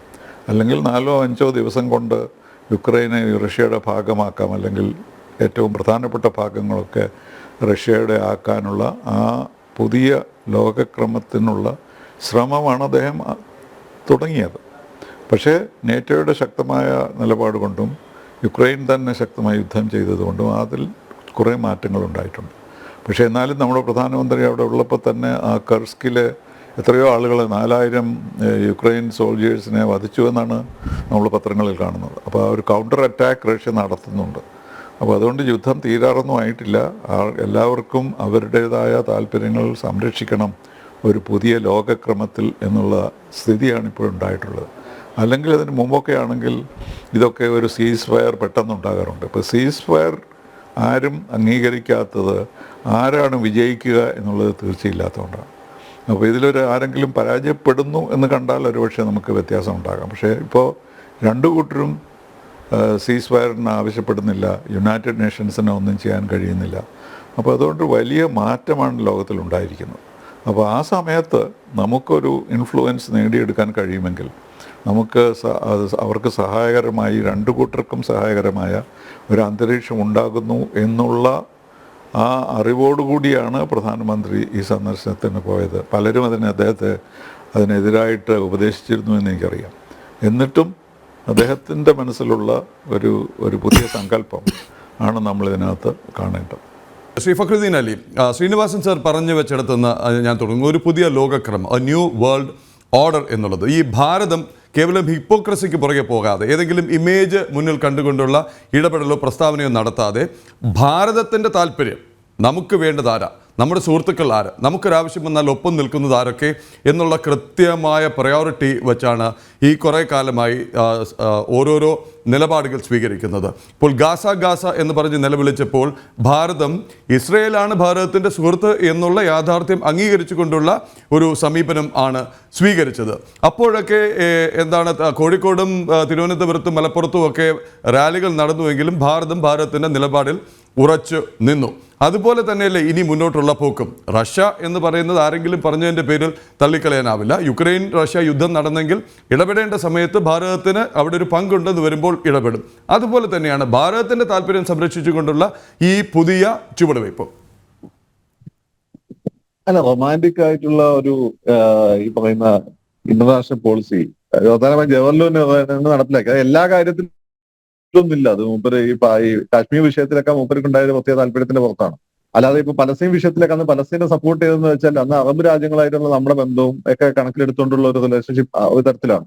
ഇപ്പൊ ഈ പലസ്തീനുമായിട്ടും അല്ലെങ്കിൽ പലസ്തീൻ വിഷയം നമ്മൾ പൂർണ്ണമായി പിൻവാങ്ങിയിട്ടൊന്നുമില്ലല്ലോ. നമ്മൾ PLO സപ്പോർട്ട് ചെയ്യുന്നത്. But we are against Hamas. അതേസമയം തന്നെ ഇസ്രായേലിനെ ആയിട്ടുള്ള സ്ട്രാറ്റജിക്കലായിട്ടുള്ള ബന്ധം നമ്മൾ നിലനിൽക്കുന്നു, കൂടുതൽ അവരുമായിട്ട് അടുക്കുന്നു എന്നുള്ളത് സത്യമാണ്. എനിക്കൊന്ന് ഇന്ദിരാഗാന്ധിയുടെ ലാസ്റ്റ് ടൈം ആകുമ്പോഴേക്ക് തന്നെ, അത് സമയം ആകുമ്പോഴേക്ക് ഇന്ത്യ ഫിനാൻഷ്യലി സ്ട്രെയിൻഡ് ആയി തുടങ്ങിയിരുന്നു. അപ്പൊ സ്ട്രെയിൻ ആയി തുടങ്ങിയോട് കൂടി തന്നെ നമ്മൾ വേൾഡ് ബാങ്കിൽ നിന്ന് കൂടുതൽ കടമെടുക്കുന്നു, കൂടുതൽ റിഫോംസ് ഇവിടെ കൊണ്ടുവരുന്നു. അതിന്റെ ഒരു കണ്ടിന്യൂഷൻ ആണ് പിന്നെ നരസിംഹറാവു മൻമോഹൻ സിംഗ് നടപ്പിലാക്കിയും വാജ്പേയി മോഡി ഇപ്പം നടപ്പിലാക്കിക്കൊണ്ടിരിക്കുന്നത്. ഇത് വളരെ ഗ്രാജുവൽ ആയിട്ട് ഉണ്ടാവുന്ന ഒരു പ്രോസസ്സാണ്. അല്ലാതെ സ്വന്തം ദേശീയ താല്പര്യങ്ങൾ മറികടന്നുകൊണ്ട് റൊമാൻറ്റിക് ആയി പോകാൻ ആർക്കും പറ്റില്ല. കുറച്ചെങ്കിലും പോയത് നെഹ്റു ആണ്. നെഹ്റുവിന്റെ അബദ്ധം ഇന്ദിരാഗാന്ധിക്ക് മനസ്സിലാകുകയും ചെയ്തോടെ ആയമ വളരെ വളരെ സൂക്ഷിച്ചാണ് കാര്യങ്ങൾ കൈകാര്യം ചെയ്തത്. അപ്പം ആ ഒരു പാത കുറച്ചുകൂടി ഷാർപ്പായിട്ട് പോകുന്നു എന്നുള്ളതാണ്. അല്ലാതെ മോഡി ചെയ്യുന്ന കാര്യം, ആ ഒരു കാര്യം നിങ്ങൾ മറ്റുള്ളവർ എന്ത് പറയുന്നു എന്ന് നോക്കാതെ വളരെ ഷാർപ്പായിട്ട് അദ്ദേഹം പോകുന്നു. ഇന്ദിരാഗാന്ധി ചുരുങ്ങിയ മറ്റുള്ളവരെ ലിസൺ ചെയ്യുമെങ്കിലും ചെയ്യായിരുന്നു. പക്ഷേ മോഡിയെ സംബന്ധിച്ചിടത്തോളം ആ ഒരു കാര്യമില്ല. രണ്ടാമത്തെ കാര്യം, റഷ്യന്റെ ഒരു പവർ ആളുകൾക്ക് അറിയില്ല. അതിനൊരു ഉക്രൈൻ ഒരു സംഭവമല്ല. എന്നിട്ട് എന്തുകൊണ്ട് അവരത് ഉപയോഗിക്കുന്നില്ല എന്ന് വെച്ചാല് ഈ പറയുന്ന പുതിയ വേൾഡ് ഓർഡർ ഉണ്ടാക്കാനുള്ള ശേഷിയൊന്നും റഷ്യക്കില്ല. റഷ്യക്ക് തന്നെ അറിയാം. അവരെ സംബന്ധിച്ചിടത്തോളം നാറ്റോ അവരെങ്ങനെ ചുറ്റും സ്ട്രിങ് ഓഫ് ഫയർ ഉണ്ടായിക്കൊണ്ടിരിക്കുക. അവിടെ ചുറ്റുമുള്ള രാജ്യങ്ങൾ പല സാറ്റലൈറ്റുകൾ ഓരോന്നായിട്ട് അവർ നാറ്റോയിൽ എടുത്തുകൊണ്ട് മോസ്കോയുടെ തൊട്ടപ്പുറത്തും ഇപ്പുറത്തും ഒക്കെ ആയിട്ട് ആണവ മിസൈലുകൾ സ്ഥാപിച്ചുകൊണ്ടിരിക്കുകയാണ്. അപ്പൊ അവർക്ക് ജീവിക്കണ്ടേ? അപ്പൊ അതിന്റെ ഭാഗമായിട്ടാണ് അവർ യുക്രൈനോട് മര്യാദയ്ക്ക് പറഞ്ഞതാണ്. പക്ഷെ ഉക്രൈൻ കേൾക്കണ്ടേ ഒറ്റ ഭാഷ പറഞ്ഞാലും. അതുകൊണ്ടാണ് ഈ അറ്റാക്ക് നടത്തിയത്. അതും റഷ്യക്ക് ഇപ്പോഴേ കംപ്ലീറ്റ് അവർ തകർത്തെടുക്കാൻ അത് ചെയ്യാത്തതുകൊണ്ടാണ്. പക്ഷെ റഷ്യക്ക് ഭാഗത്തുണ്ടായ ഒരു പ്രശ്നം എന്ന് വെച്ചാൽ റഷ്യ വിചാരിച്ചതിന് അപ്പുറത്തേക്ക് സെലൻസ്കി പിടിച്ചു നിൽക്കുന്നു എന്നുള്ളതാണ്. അയാൾ ഒരു വിട്ടുവീഴ്ചയ്ക്ക് തയ്യാറാവുന്നില്ല എന്നുള്ള ഒരു പ്രശ്നം. പിന്നെ രണ്ടാമത്തെ ഒരു കാര്യം എന്ന് വെച്ചാൽ ഈ നാറ്റോ വിചാരിച്ച പോലെ ഈ യുദ്ധത്തിൽ ഇടപെട്ടിട്ടില്ല. അപ്പുറത്ത് സെലൻസ്കി വിചാരിച്ച നാറ്റോ ഫുൾ സപ്പോർട്ട് ചെയ്ത് റഷ്യനെ അങ്ങ് തോൽപ്പിച്ചു കളയാണ്. ആ സംഭവം നാറ്റോയും ചെയ്തില്ല. കാരണം അവിടെ നാറ്റോ രാജ്യങ്ങൾക്ക് ഒരു ഇൻട്രസ്റ്റ് ഉണ്ട്. They need an Afghanistan there. അവിടെ യൂറോപ്പിൽ പ്രശ്നങ്ങൾ ഉണ്ടാക്കുന്ന ഒരു അഫ്ഗാനിസ്ഥാൻ വേണം. അതിന്റെ പിന്നിലാണ് ഇപ്പം ശ്രീനിവാസ ഇങ്ങനെ പറയുന്നുണ്ട് ഒരു പുതിയ വേൾഡ് എല്ലാ ഇൻഡിപെൻഡന്റ്. ഇതൊക്കെ നടക്കുമെന്ന് തോന്നുന്നുണ്ടോ? ഈ ലോകത്തെ മൊത്തം തീരുമാനിക്കുന്ന വാൾ സ്ട്രീറ്റ് ആണ്. ആരെന്ത് ചെയ്യണം എന്നൊക്കെ അമേരിക്കയിലെ ആര് വരണമെന്ന് തീരുമാനിക്കുന്ന ഈ വാൾ സ്ട്രീറ്റ് ആണ്. അതാണ് ട്രംപ് അവർ തമ്മിലുള്ള പ്രശ്നം. ഇതൊക്കെ നമുക്കല്ലേ സാറിന് അത് പറയാൻ പറ്റും. സാർ അവിടുത്തെ ഡിപ്ലോമാറ്റ് ആയിരുന്നു. അപ്പൊ സാറിന് അമേരിക്കയിലെ ചില കാര്യങ്ങൾ സാറിന് പറയാൻ ബുദ്ധിമുട്ടുണ്ടെന്ന് എനിക്കറിയാം. അപ്പൊ ഈ വാൾ സ്ട്രീറ്റിനെ സംബന്ധിച്ചിടത്തോളം അവര് തീരുമാനിക്കുന്ന വേൾഡ് ഓർഡറെ തൽക്കാലം ഈ ലോകത്ത് ഉണ്ടാകാൻ പോകുന്നുള്ളൂ. അതിനെതിരുണ്ടാക്കാൻ നോക്കിയൊന്നും റഷ്യയാണ് സംഭവിച്ചിട്ടില്ല. പിന്നെ വേറൊന്ന് താലിബാനിസ്റ്റുകളാണ്. അത് നടക്കാൻ പോകുന്നില്ല, ഉണ്ടാകാൻ പാടുമില്ല. അപ്പം ബേസിക്കലി വാൾ സ്ട്രീറ്റിന്റെ താഴ്ന്ന കമ്പനികളെ താല്പര്യങ്ങൾക്കനുസരിച്ചുള്ള കോൺഫ്ലിക്റ്റ് ആണ് അവിടെ നടക്കുന്നത്. പക്ഷെ റഷ്യയെ സംബന്ധിച്ചിട്ട് അവർക്ക് അവരുടേതായ ചില താല്പര്യങ്ങൾ ഉണ്ടായിരുന്നു. അതുകൊണ്ടാണ് അവർ ലിമിറ്റഡ് സ്കെയിൽ വാറിൽ അവർ ഒതുക്കി നിർത്തിയിരിക്കുന്നത്. ഇത് വളരെ പ്രധാനപ്പെട്ട വളരെ ന്യൂട്രൽ ആയിട്ടുള്ള ഡിപ്ലോമാറ്റ്സുകൾ ഇത് പറഞ്ഞിട്ടുമുണ്ട്. ശരി, ശ്രീ ഫക്രുദ്ദീൻ അലി, താങ്കളിലേക്ക് വരാം. ഇപ്പോൾ ശ്രീ PS ശ്രീകുമാർ ചേരുകയാണ്, വിദേശകാര്യ വിദഗ്ധൻ. അങ്ങ് ചർച്ചയുടെ ഒരു ഭാഗമെങ്കിലും കേട്ടു എന്ന് കരുതുന്നു. പ്രധാനമന്ത്രി നരേന്ദ്രമോദിയുടെ പോളണ്ട് യുക്രൈൻ സന്ദർശനവും അതിൻ്റെ തുടർച്ചയും അതിൻ്റെ ചരിത്ര പ്രാധാന്യവുമാണ് ഇവിടെ വന്ന അഭിപ്രായങ്ങളിൽ ഏറ്റവും പ്രധാനപ്പെട്ടത്. ഒരു പുതിയ ലോകക്രമം രൂപപ്പെടുന്നു, ഭാരതത്തിന് നിർണായകമായ ഒരു സ്വാധീനം വരുന്നു. അതല്ലെങ്കിൽ ഭാരതത്തെ തുല്യ ശക്തികളായി ഒക്കെ അംഗീകരിച്ചു കൊണ്ടുള്ള സൗഹൃദം ഉണ്ടായിരുന്നെങ്കിൽ ഇപ്പോൾ ഒരു പടി കൂടി കടന്ന് ഭാരതം ചില നിർണായകമായ നിലപാടുകൾ, ഇടപെടലുകൾ നടത്താൻ ഒരുങ്ങുന്നു. അതല്ലെങ്കിൽ അതിനെ സ്വാഗതം ചെയ്യുന്നു രാജ്യാന്തര സമൂഹം. അതിനും അപ്പുറം ഇപ്പോൾ ഫക്രുദ്ദീൻ അലി പറഞ്ഞത് ഭാരതത്തിൻ്റെ വിദേശകാര്യ നയം എന്ന് പറയുന്നത് കേവലം റൊമാൻറ്റിക് നിലപാടുകളിൽ അല്ല എന്നുള്ളത്. അങ്ങ് എങ്ങനെയാണ് ഈ സന്ദർശനത്തെ പ്രത്യേകിച്ച് അതിൻ്റെ ഒരു പ്രസക്തിയെ നോക്കുന്നത്, കാണുന്നത്, അവലോകനം ചെയ്യുന്നത്? ഈ സന്ദർശനത്തിനെ തീർച്ചയായും സ്വാഗതം ചെയ്യുകയാണ്. പക്ഷെ വൈകിപ്പോയി എന്നുള്ളതാണ് എൻ്റെ ഒരു വ്യക്തിപരമായ ഒരു നിരീക്ഷണം. നമുക്ക് കുറച്ചുകൂടെ നേരത്തെ ഈ കാര്യത്തിൽ ഇടപെടാൻ പറ്റുമായിരുന്നെങ്കിൽ കുറച്ചുകൂടെ നന്നായിരുന്നു. അതിന്റെ കാര്യം എന്ന് പറഞ്ഞാല് റഷ്യ ആണെങ്കിലും യുക്രൈൻ ആണെങ്കിലും രണ്ട് രാജ്യങ്ങളും ഇന്ത്യയെ വിശ്വാസത്തിലെടുത്തിട്ടുണ്ട്. അവർ ആദ്യം തൊട്ടേ പറയുന്നുണ്ട്, ഈ യുദ്ധം തുടങ്ങിയ സമയത്ത് തന്നെ രണ്ട് രാജ്യങ്ങളും ഇന്ത്യയുടെ വിശ്വാസ്യതയെ അവർ രണ്ടു കൂട്ടരും അംഗീകരിക്കുന്നുണ്ടായിരുന്നു. അപ്പൊ നമുക്ക് കുറച്ചുകൂടെ നേരത്തെ ഇപ്പോൾ ഈ കാര്യത്തിൽ ഇടപെട്ട് ഏതെങ്കിലും തരത്തിലുള്ള ഒരു സന്ധ്യ സംഭാഷണത്തിനൊരു വേദി ഒരുക്കാൻ സാധിച്ചിരുന്നെങ്കിൽ നന്നായിരുന്നു. ഇപ്പോഴേ നമുക്കറിയാം, അദ്ദേഹം പറഞ്ഞ പോലെ യുക്രൈൻ രൂപീകരണത്തിന് ശേഷം ആദ്യമായിട്ടാണ് ഇന്ത്യയുടെ ഒരു പ്രധാനമന്ത്രി അവിടെ സന്ദർശിക്കുന്നത്. തീർച്ചയായും അത് സ്വാഗതാർഹമാണ്. പക്ഷെ ഈ ഇനിഷ്യലായിട്ടുള്ള ഈ ചർച്ചയ്ക്ക് ഉപരി നമുക്ക് ശാശ്വതമായി പരിഹരിക്കുവാൻ എന്ത് ചെയ്യാൻ പറ്റുന്നുള്ളതാണ് ഏറ്റവും കൂടുതൽ നമ്മൾ നോക്കേണ്ടത്. രണ്ട് രാജ്യങ്ങളെ ഒരുമിച്ചിരുത്താൻ സാധിക്കുമെങ്കിൽ അത് ഇന്ത്യക്ക് വലിയൊരു വിജയമായിരിക്കും. നമുക്ക് പണ്ട് സുയസ് കനാൽ പ്രശ്നം ഉണ്ടായ സമയത്തൊക്കെ നമുക്ക് അങ്ങനെ സാധിച്ചിട്ടുണ്ട്. അന്നത്തെ പ്രധാനമന്ത്രി ജവഹർലാൽ നെഹ്റുവിന്റെ ഒക്കെ ഇനിഷ്യേറ്റീവില്, VK കൃഷ്ണമേനോനൊക്കെ ഈ ഇനിഷ്യേറ്റീവിൽ അങ്ങനെ സാധിച്ചിട്ടുണ്ട് ഈ കക്ഷികളെ ഒരുമിച്ചിരുത്തി ആ പ്രശ്നങ്ങൾ പരിഹരിക്കുവാൻ. അതേപോലെ ഈ ഒരു സന്ദർഭത്തില് റഷ്യയും യുക്രൈനെയും ഒരു ടേബിളിന് മുമ്പിൽ നമ്മുടെ ഇവിടെ സാന്നിധ്യത്തിൽ അല്ലെങ്കിൽ മറ്റ് കക്ഷികൾ, അമേരിക്ക ഉൾപ്പെടെയുള്ള മറ്റ് ബന്ധപ്പെട്ട കക്ഷികളെയൊക്കെ ഒരുമിപ്പിച്ചുകൊണ്ട് ഒരു ടേബിളിന് ചുറ്റും ഇരുത്തി ഇതിനൊരു സമാധാന ശ്രമങ്ങൾക്ക് തുടക്കം കഴിക്കുവാൻ സാധിക്കുകയാണെങ്കിൽ തീർച്ചയായും ഒരു വലിയൊരു വിജയമായിട്ട് മാറും എന്നുള്ള കാര്യത്തിൽ ഒരു സംശയമില്ല. എങ്കിൽ പോലും ഈ ഒരു തുടക്കം നല്ല കാര്യം തന്നെ, അതിനെ ഞാൻ സ്വാഗതം ചെയ്യുകയാണ്. ശ്രീ ശ്രീനിവാസൻ, TP ശ്രീനിവാസനിലേക്ക് പോവാണ്. സ്പെഷ്യൽ ഡിബേറ്റ് തുടരുമ്പോൾ ഇപ്പോൾ ശ്രീ ഫക്രുദ്ദീൻ അലി പറഞ്ഞ ചില കാര്യങ്ങൾ, റൊമാൻറ്റിക് ആയിട്ടുള്ള ചില നിലപാടുകളൊന്നും നമുക്ക് സ്വീകരിക്കാനാവില്ല. ഓരോരുത്തരും അവരവരുടെ താല്പര്യം തന്നെയാണ് നോക്കുന്നത്. ഓരോരുത്തർക്കും പല പ്രശ്നങ്ങളും, പല രാജ്യാന്തര പ്രശ്നങ്ങളും അഫ്ഗാൻ അടക്കമുള്ളവ ഉണ്ടായതല്ല, ഉണ്ടാക്കിയതാണ്. അതുപോലൊരു അഫ്ഗാൻ വേണം എന്ന് ചില ശക്തികൾക്കെങ്കിലും താല്പര്യമുണ്ട്. ഭാരതത്തെ സംബന്ധിച്ച് അത്തരം റൊമാൻറ്റിക് നിലപാടുകളൊന്നും എടുക്കാൻ കഴിയാതെ ഭാരതത്തിൻ്റെ താല്പര്യം കൂടി നോക്കിയുള്ള നിലപാടുകളാണ്. അങ്ങൊരു നയതന്ത്ര വിദഗ്ധൻ, അതല്ലെങ്കിൽ ഒരു ഡിപ്ലോമാറ്റ് ആയതുകൊണ്ട് തന്നെ അങ്ങയുടെ വാക്കുകൾക്ക്, നിലപാടുകൾക്ക് ഒരു പക്ഷേ ആവശ്യത്തിലേറെ മിതത്വം ഉണ്ടാകും. ചിലതൊന്നും അങ്ങക്ക് പറയാൻ കഴിയില്ല എന്ന്. അങ്ങനെയുണ്ടോ? ഇല്ല, അങ്ങനെയില്ല. കാരണം നമ്മൾ ഈ മീഡിയേഷനിലൊക്കെ വിശ്വസിച്ചിരുന്ന ഒരു കാലഘട്ടം ഉണ്ടായിരുന്നു. ആ കാലഘട്ടം മുഴുവനായി മാറിക്കഴിഞ്ഞിരിക്കുകയാണ്. താഷ്കെൻഡിൽ സംഭവിച്ചത് എന്താണെന്ന് താങ്കൾക്കറിയാം. ഏറ്റവും നമ്മൾ വിശ്വസ്തരായി കണക്കാക്കിയിരുന്ന സോവിയറ്റ് യൂണിയൻ നമ്മളോട് ചെയ്ത് വലിയ ഒരു കടും ചതി തന്നെയായിരുന്നു താഷ്കെൻഡിൽ എന്നുള്ളത് നമുക്കറിയാം. നമുക്കൊരു പ്രധാനമന്ത്രിയെ തന്നെ നഷ്ടപ്പെട്ട സംഭവമായിരുന്നു അത്. അതിനുശേഷം നമ്മൾ മീഡിയേഷനിൽ യാതൊരു പ്രാധാന്യം കൊടുക്കുന്നില്ല. എല്ലാവരും ഇന്ത്യയും ചൈനയായിട്ടും ഇന്ത്യയും പാകിസ്ഥാനുമായിട്ടും മീഡിയേറ്റ് ചെയ്യാൻ UN സെക്രട്ടറി ജനറൽ മുതൽ ഇങ്ങോട്ട് എല്ലാവരും തയ്യാറായിട്ടുണ്ട്. പ്രസിഡന്റ് ട്രംപ് തയ്യാറായിട്ടുണ്ട്, എല്ലാവരും. പക്ഷേ ഇന്ത്യയുടെ ഇപ്പോഴത്തെ നയം എന്ന് പറയുന്നത് മീഡിയേഷനിൽ നമുക്ക് വിശ്വാസമില്ല എന്നാണ്. അതിൻ്റെ കാരണം, ഒരു മീഡിയേറ്റർ വരുമ്പോൾ അദ്ദേഹത്തിന് പ്രശ്നം പരിഹരിക്കണമെന്നുള്ള ഉദ്ദേശം മാത്രമേ ഉള്ളൂ. നമ്മുടെ താല്പര്യങ്ങളിൽ നമുക്ക് കൺസെഷൻ കൊടുക്കേണ്ടതായിട്ട് വരും. അതുകൊണ്ട് മീഡിയേഷൻ എന്ന് പറയുന്ന ഒരു പ്രക്രിയ നമ്മളിപ്പോൾ വിശ്വസിക്കുന്നില്ല എന്നുള്ളത് വ്യക്തമാണ്. ഐക്യരാഷ്ട്ര സംഘടനയിലെ ചാർട്ടർ നോക്കിയാൽ ഒരു യുദ്ധമുണ്ടായാൽ എന്തൊക്കെ ചെയ്യണമെന്ന് വ്യക്തമായി പറഞ്ഞിട്ടുണ്ട്. ആദ്യം ഒരു സീസ് ഫയർ വേണം, അത് കഴിഞ്ഞ് ഒരു പീസ് കീപ്പിംഗ് ഫോഴ്സിനെ ഏർപ്പെടുത്തണം, അത് കഴിഞ്ഞ് പീസ് ബിൽഡിംഗ് നടത്തണം. അങ്ങനെയുള്ള ഒരു സ്കീമാണ് ഐക്യരാഷ്ട്ര സംഘടനയുടെ ചാർട്ടറിലുള്ളത്. അത് പലയിടത്തും നമ്മൾ പ്രയോഗിച്ചിട്ടുണ്ട്. കാശ്മീരിൽ നമ്മളൊരു പീസ് കീപ്പിംഗ് ഫോഴ്സസിനെ അക്സെപ്റ്റ് ചെയ്തു. ഇന്നും ഒരു പീസ് കീപ്പിംഗ് ഫോഴ്സ് കാശ്മീരിലുണ്ട്, നിങ്ങൾക്കൊക്കെ അറിയാമോയെന്ന് എനിക്കറിയില്ല. അപ്പോൾ അങ്ങനെ ഒരു യുണൈറ്റഡ് നേഷൻസിൻ്റെ ചാർട്ടറിനെ അനുസരിച്ചുള്ള സമാധാന പരിപാലനം നമ്മൾ ശ്രദ്ധിച്ച് നോക്കിയിട്ടുണ്ട്. പക്ഷേ ഇന്നത്തെ സ്ഥിതിയിൽ ഐക്യരാഷ്ട്ര സംഘടനയ്ക്ക് യാതൊരു റെലവൻസും ഇല്ലാത്ത ഒരു സ്ഥിതിവിശേഷമാണ്. കാരണം 2 പെർമനൻറ്റ് മെമ്പേഴ്സാണ് ഈ യുദ്ധങ്ങളിൽ ഏർപ്പെട്ടിരിക്കുന്നത്. പെർമനൻറ്റ് മെമ്പേഴ്സിൻ്റെ ഉത്തരവാദിത്വമാണ് international piece and security secure ചെയ്യുക എന്നുള്ളത്. ഒരു കാലത്തും ഒരു പെർമനൻറ്റ് മെമ്പർ മറ്റൊരു മെമ്പറിനെതിരായി യുദ്ധം ചെയ്യുമെന്ന് സങ്കല്പിക്കാൻ പോലും കഴിയുകയില്ലായിരുന്നു 1945. പലരും ആ ചോദ്യം ഉന്നയിച്ചതാണ്. നിങ്ങൾ പെർമനൻറ്റ് മെമ്പേഴ്സായി, suppose you fight a war against another member എന്ന് പറഞ്ഞപ്പോൾ എല്ലാവരും ചിരിക്കുകയാണ് ചെയ്തത്. It will never happen. But look at this now. It is a proxy war basically. It is Soviet യൂണിയൻ്റെ അതേ കാലഘട്ടത്തിലെ പോലെ തന്നെ അവർ ശ്രമിക്കുന്നതും, അതുപോലെ അമേരിക്ക നേറ്റോ അല്ലല്ലോ യുദ്ധം ചെയ്യുന്നത്, അമേരിക്കയാണ് ഇവിടെ യുദ്ധം ചെയ്യുന്നത്. അപ്പോൾ ഇങ്ങനത്തെ ഒരു സ്ഥിതിയിൽ ഒരു മീഡിയേഷൻ ശ്രമിക്കാൻ സാധ്യമാവുകയില്ല. അതിനുള്ള സമയമായിട്ടില്ല. പക്ഷെ നമ്മളുടെ ഉദ്ദേശം എന്താണെന്ന് പറഞ്ഞാൽ, നമ്മുടെ ഒരു ന്യൂട്രാലിറ്റിയെ പലരും തെറ്റിദ്ധരിച്ചിരുന്നു. അതോ കാരണം നമ്മൾ ന്യൂട്രാലിറ്റി എന്ന് പറയുന്നത് നമ്മൾ റഷ്യയെ വിമർശിക്കാതിരിക്കാൻ വേണ്ടിയുള്ളൊരു മാർഗമായിട്ടാണ്. അതിലൊരു വ്യക്തത ഇപ്പോൾ വന്നു എന്നുള്ളതാണ് തീർച്ച. അപ്പോൾ ഇന്ത്യക്ക് ഒരു പീസ് മേക്കർ എന്ന നിലയിലല്ല, ഒരു പക്ഷേ ലോകത്തിന് തന്നെ സമാധാനം ഉണ്ടാകത്തക്കവണ്ണമുള്ള ഒരു പ്രത്യേക സിറ്റുവേഷൻ സൃഷ്ടിക്കുക, അതൊരു റൊമാൻറ്റിക് ആയിട്ടുള്ള കാര്യമല്ല. നമ്മളതിനെ വിശകലനം ചെയ്ത് അതുപോലെയുള്ള ഒരു സിറ്റുവേഷൻ ഐക്യരാഷ്ട്ര സംഘടന ഒട്ടും റെലവൻ്റ് അല്ലാത്തൊരു സമയത്ത് ഒരു ഓൾട്ടർനേറ്റീവ് സൃഷ്ടിക്കുക എന്നുള്ളതാണ്. ഞാൻ എഴുതിയിരുന്നു, എന്തുകൊണ്ട് G20 സെക്യൂരിറ്റി കൗൺസിലിന് പകരം പ്രവർത്തിക്കുന്നില്ല? അതിൽ വീറ്റോ ഇല്ല, അതിൽ ബെറ്റർ റെപ്രസെൻറ്റേഷൻ ഉണ്ട്. പക്ഷെ അങ്ങനെ അതൊന്നും പെട്ടെന്ന് ആരും അംഗീകരിക്കുന്ന കാര്യമല്ല. അപ്പോൾ alternative to a UN mechanism for peace has to be created.